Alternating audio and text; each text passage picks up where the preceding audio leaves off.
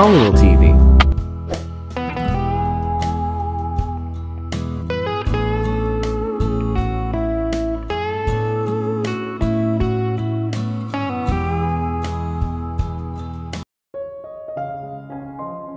Sa kabilang banda, si Daniel.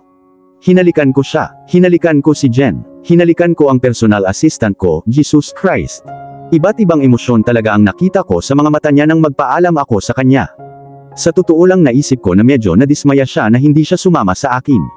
Baka nagkamali ako, kaya hinalikan ko siya, hindi ako nagkamali. Though she didn't kiss me back, hindi rin niya ako tinulak. Sa totoo lang nabigla siya, pero sa loob-loob ko alam kung nag-enjoy siya sa halik. Hindi na ako makapaghintay na bumalik sa kanya. Hindi ako tatawag o magme-message sa kanya ngayon. I will give her some time to digest all this.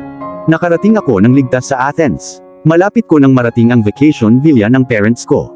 2 linggo na silang nanatili doon. Milsey at Seb were in New York because they had their school and university. Nakarating na ako sa villa. Ang villa ay modern in architecture. Ang aking ina ay isang arkitekto kaya pinipili niya ang bawat hotel o bahay na kanyang tinitirhan na may utmost inspection at lahat ng bagay. Hello mom. Niyakap ko siya mula sa likod habang nakaupo siya sa damuhan kasama si dad sa tabi niya. Daniel, andito ka na anak ko. Lumingon siya nang nakangiti sa akin. Yes mom, I told you when I boarded the flight. I know, but I am meeting you after so many days. I can't believe you are here. May isang taong tinatawag mong dad na nakatayo dito. Narinig ko ang boses ng daddy ko na nagkukunwaring nasasaktan. Dad, paano kita makakalimutan? Tumawa ako at niyakap siya. Kamusta ang flight mo? Tanong niya sa akin. Good as usual. Now you guys tell me how is your holiday going? Best. We are really enjoying ourselves. Di ba Nick? Ang aking mom ay buong pagmamahal na tumingin kay dad. Yes darling. Kinurot ni dad si mom. My mom dad still behave as if nasa high school sila. High school sweetheart sila. Mom, what was the matter you called me so urgently? Tanong ko habang humihigop ng kape. Yes that. I called you here to meet a girl. You will go out with her for dinner. You will get to know her. If you like her and she likes you, which I know she will, we can proceed with further discussion. Panipid. Unti-unting ibinagsak ng mommy ko ang bomba. Mom, alam mo na sa airport pa ang eroplano ko. Gusto mo bumalik ako agad? Daniel, just one dinner. I won't harm you please. She is a nice girl. Mom no, I'm not getting married right now. At hindi kapag hindi ko pa nakikilala ang babaeng mahal ko. Daniel son, just give this girl a chance, you never know, she can be your girl, your soulmate. Dad not you too please. Bakit hindi nyo maintindihan? Naiirita na ako sa patuloy na pagkumbinsi sa akin na magpakasal. Dear please try and understand. Just meet her once, please for me. Sabi ng mommy ko with her most pleading tone. Paano ako tatanggi ngayon, mom? Fine, fine. I will do it. I will meet her just once. Huwag kang mag-alala. Kung makikilala mo siya ng isang beses, sigurado akong matatamaan ka sa kanya at makikilala mo siya ng higit sa isang beses. Let's see. Kailan ko siya makikilala? Tonight you are going to have a dinner with her, sagot ni dad. Impatient, kumindat si mommy. Mom, kailangan kong bumalik sa New York para magtrabaho, kay Jen. Yaya, alam ko kung gaano ka ka-workaholic. Napangiti ako. Matapos may handa ang date namin ni Stephanie, ang babaeng gustong makilala ng nanay ko, tinawagan ko si Theo. Hey dude, just check on the office. Nandyan si Jen. She will manage it well, but just go there once. And tell me how is Jen. Okay. By the way, curious ka talagang malaman ang tungkol kay Jen. Naririnig ko ang panunukso sa tono niya.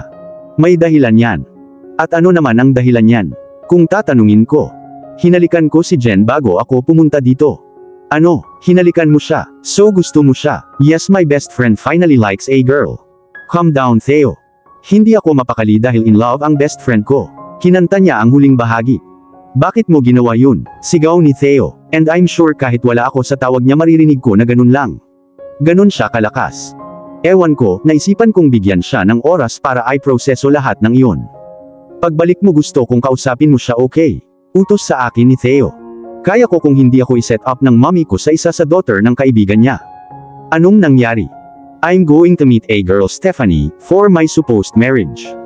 What? You can't do that. Hinalikan mo si Jen na alala mo yun di ba? Yeah I do. I'm just meeting her for the formality.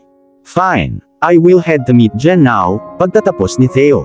Okay, pero wag kang magbigay ng kahit anong pahiwatig tungkol sa akin. Sige, I hope your date is worst with that girl. Tumawa ako, bye. Sa kabilang banda, si Jenilyn. Kinabukasan pagkaalis ni Daniel. Nalilito pa rin ako sa nangyari kagabi. Ang halik, hindi ko sinabi kahit kanino ang tungkol dito. Hindi si Natasha o si Mia o ang aking brother. Kasalukuyan akong nagtatype ng report na kailangan kong i-email kay Daniel bago ang lunch. Good morning Jenilyn. Isang boses ang nagpatigil sa pagtype ko. Tumingala ako para hanapin si Theo sa desk ko. Isang ngiti ang nabuo sa aking mukha. Theo seemed nice guy nung nagkita kami last time. Morning Theo, how may I help you? Tumayo ako. A perfect assistant tone I see. Nakasanayan ko na, napangiti ako. Good, how's everything going? Any trouble? Not for now. I was just typing sales meeting report to email to Daniel. Have you heard from him? Kinakabahan kong tanong. Oo, tinawagan niya ako ngayon para sabihin lang na pumunta ako dito at tingnan ang lahat. Sabi ni Theo, hindi siya nagbigay ng kahit anong ekspresyon o pahiwatig na alam niya ang halik na ito o napag-usapan ito ni Daniel. Okay, may sinabi ba siya tungkol sa akin? I mean any specific work for me? Sinubukan kong tanungin siya ng isang beses. No, he didn't mention anything about you. Just in case na nahihirapan ka sa kahit ano, tawagan mo ako. So hindi man lang siya nagtanong tungkol sa akin. Baka nag-overreact ako sa isang halik lang. Makakalimutin na rin sana siya. Isang halik lang iyon. Pero bakit in the first place hinalikan niya ako? Wala siyang sinabi sa akin pagkatapos ng halik. Umalis lang siya. Masyado yata akong nag-overthink. Hindi na niya maalala ang tungkol dito pagbalik niya. Pero, ako, I kinda enjoyed the kiss. Siyempre ginawa ko. Ramdam ko pa rin ang hininga ng labi niya sa labi ko. Dapat ko na rin bang kalimutan? Sa kabilang banda, si Daniel. Hinihintay ko si Stephanie sa isang napakagarang restaurant. Ang aking ina ay nagpa-reserve para sa dinner. Talagang kamangha-mangha. Ang pinakamagandang part ay ang live music. Remind me na dalhin si Jen sa isang restaurant na may live music. Siguradong magugustuhan niya ito. Kasalukuyan akong naghihintay sa babaeng ito sa loob ng 30 minuto. 1 minuto pa at aalis na ako. Sa ganoong paraan makukumbinsi ko si mommy na hindi siya para sa akin. Wala sa side ko ang swerte, pumasok siya sa restaurant. Nakita ko ang picture niya kaya alam ko ang hitsura niya. Sa totoo lang, mas marami siyang make-up. Nakasuot siya ng pulang mini dress na walang strap. Sa maikling pananamit ay masyadong revealing para sa isang first time na pagkikita. Nang makarating siya sa table, out of sheer politeness wala ng iba, tumayo ako. Bumaling lang siya sa akin. Kailangan ko siyang hawakan kung hindi ay nahulog siya. Oh my God Daniel, I'm so damn excited to meet you. I was getting ready since morning today. Napasigaw siya sa sobrang nakakairita niyang boses. Yeah, I noticed. Tinuro ko yung damit niya. Aw, nagustuhan mo ba? Hinawakan niya ang mga braso ko. Ayaw ko lang maging bastos, sumagot ako. Yeah, you look good. Saglit na nawala ang excitement sa kanyang mga mata, marahil dahil sa inaasahan niya ang isang mahabang pangungusap na puno ng papuri sa kanyang style at hitsura. Thank you, you look very handsome and hot. Ipinikit niya ang kanyang mga pilik mata. Thanks, please have a seat. Sinenyasan ko siyang umupo. Pagkaupo namin ay binigay sa amin ng waitress ang menu.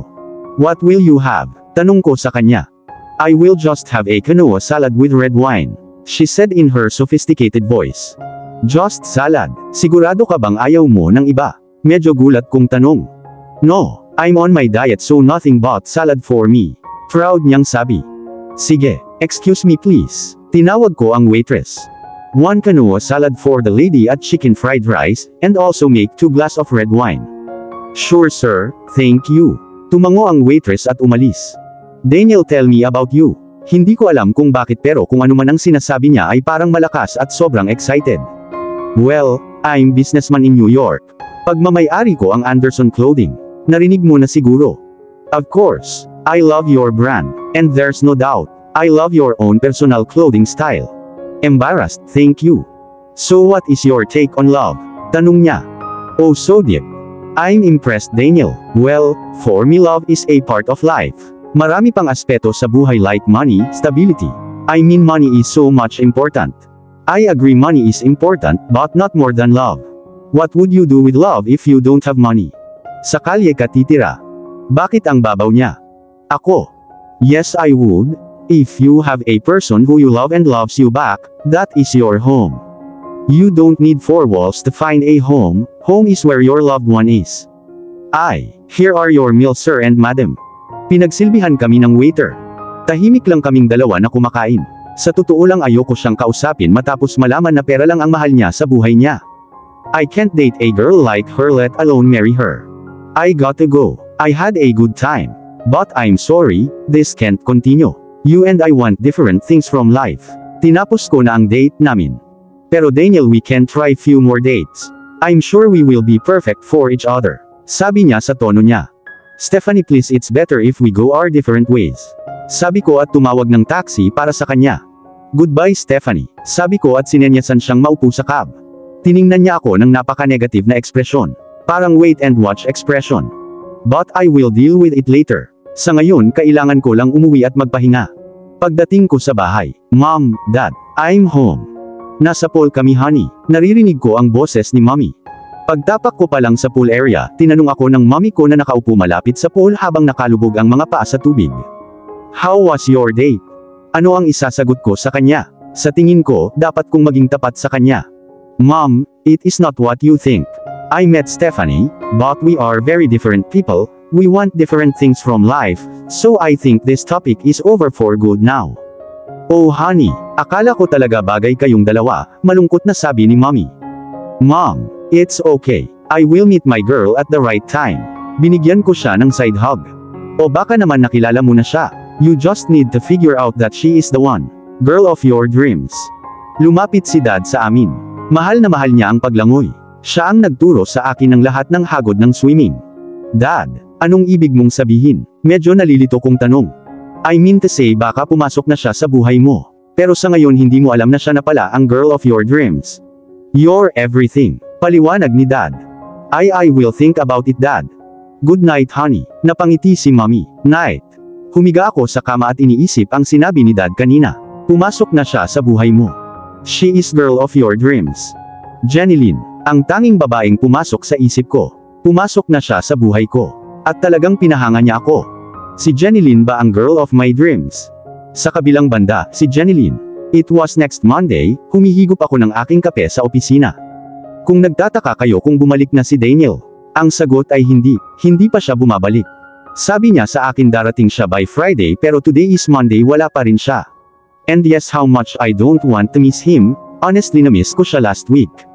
Buong araw akong nagtatrabaho sa opisina. Busy ako ng buo pero may kulang pa rin. Naramdaman ko ito. Sigaw ni Daniel, smirk ni Daniel, Daniels I need Jenilyn coffee, Daniels bring me this file right now. I felt so different without him on the office. At last but certainly not the least, ang katotohanang hinalikan niya ako ay tumatakbo sa isip ko araw-araw bawat minuto. Alam kong dapat ko na siyang kalimutan pero hindi ko magawa. May dahilan siguro kung bakit niya ako hinalikan. Maging pagnanasa, ngunit may dapat na naruroon. Bigla kong naalala na kailangan kong kunin ang expenses file sa cabin ni Daniel at ibigay kay Natasha. Tumayo ako at pumunta sa cabin niya. Pumunta ako sa file shelf at hinanap ito. Kailangan ko talagang ayusin itong shelf ngayon mismo. Napakagulo talaga. Hindi ko alam kung kailan may pumasok sa cabin, nakatayo lang sa likod ko.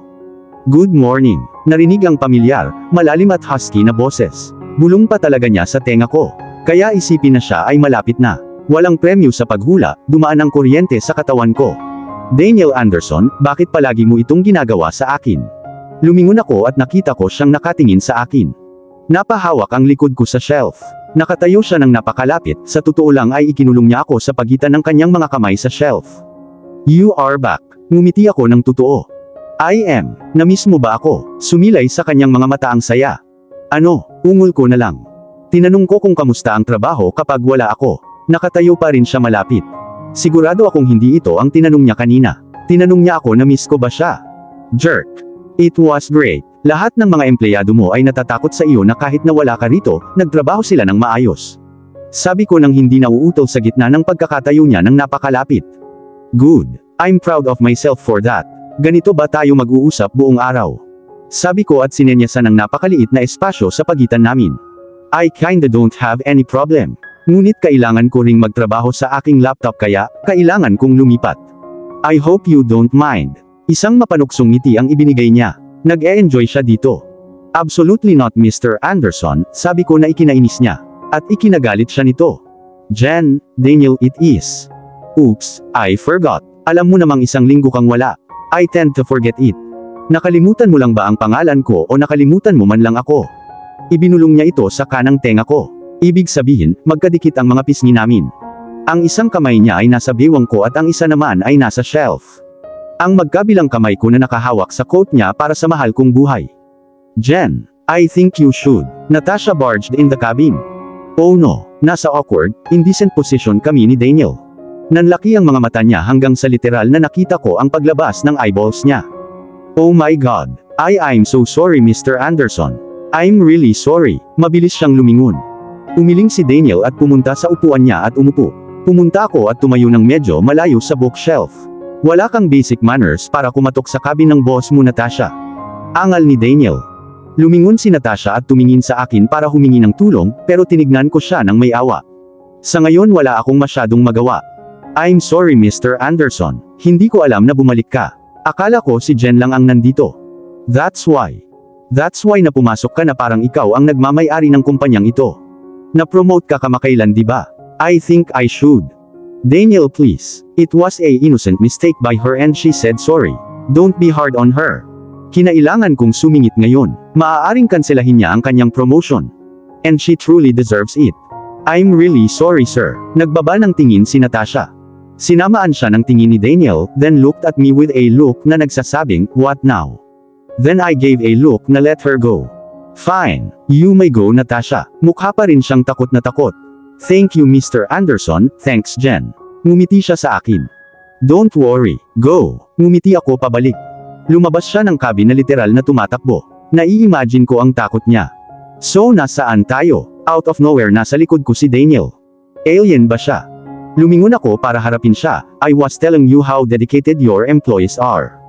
Ah yes, they fear me actually. By the way, ibigay mo na lang sa akin ang expense file. I will check it and give it to you. Then you can take copies of that and circulate to all the HOD. Sige, nasa kanang pangalawang drawer ng table mo. Okay, and I need Jenilyn Mondragon coffee please. Coffee in Athens tasted bland. No offense though, but I missed your coffee.